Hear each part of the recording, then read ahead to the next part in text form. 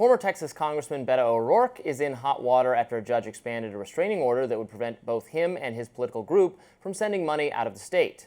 That order coming after O'Rourke's organisation, Powered by the People, spent much of the last 2 weeks fundraising for state Democratic lawmakers who fled the state amid the redistricting battle in the legislature. O'Rourke said Saturday that his PAC gave more than $1 million to Texas Democrats during the previous special session, a move that Texas Attorney General Ken Paxton alleged was bribery, and he claimed that O'Rourke's PAC was misleading donors. That complaint prompted a Texas judge last week to grant a temporary restraining order against the PAC, and a separate judge later agreed over the weekend. The judge expanded the restraining order and wrote in her decision that the PAC's fundraising constitutes false, misleading, or deceptive acts under Texas law because, quote, defendants are raising and utilizing political contributions from Texas consumers to pay for the personal expenses of Texas legislators. The order also barred third-party fundraising platforms like ActBlue from transferring money outside the state from O'Rourke's PAC. Meantime, the Texas state legislature gavelled in a new special session on Friday. Texas Democrats are expected to return to the state soon. Live by campaign finance law, die by campaign finance law. Niall, you know that I frankly don't really care about these various restrictions on spending, and this is actually a good example of why, because the rules are very technical and kind of arbitrary to me and can always be enforced more stringently or less stringently.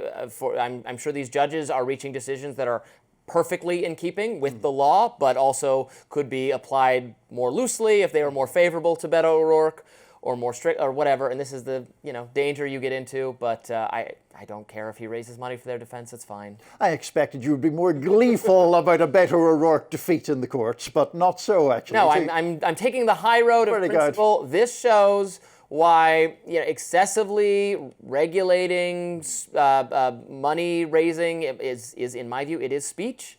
And if they want to raise money for this stunt, they should be allowed to do so. Well, in this case, I think that the distinction that the judges, plural, are drawing, I'm not sure makes a lot of sense. I mean, they're arguing basically that O'Rourke's organization raises money for political purposes. And then they're arguing that that PAC paying for like hotel stays isn't a political purpose because it is a personal expenditure. But the reason the Texas Democrats are in those hotels is political, right? They've run away, essentially. So, I mean, is that not political spending? It seems to me that that is actually political spending. And this is what you run into with like the Hatch Act, where it's can't use public resources for partisan political purposes, which sounds good, right? We don't want to do that. But then what's a campaign visit and what's not? What's part of your legitimate role? It's too messy to me. The line in this case, at least, between political spending and non-political spending seems pretty fuzzy at best. In the spirit of your fairly bipartisan approach to this, I must say I'm not a huge fan of the tactic of simply running away to deprive a legislature of a quorum.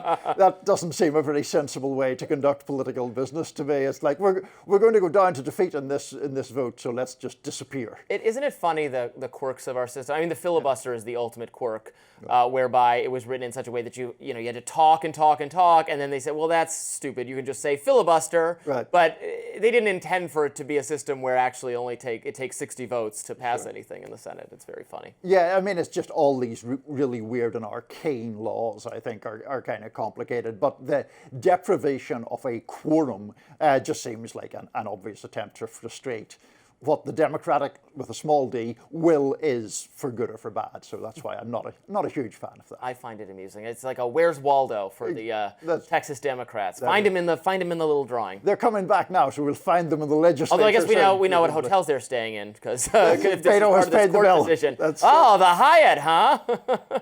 See if he's doing the luxury hotels or otherwise. In any event, up next, President Trump is ramping up the federal takeover of the District of Columbia. But is this really about crime? I'll talk about that next in my notes. Stick around.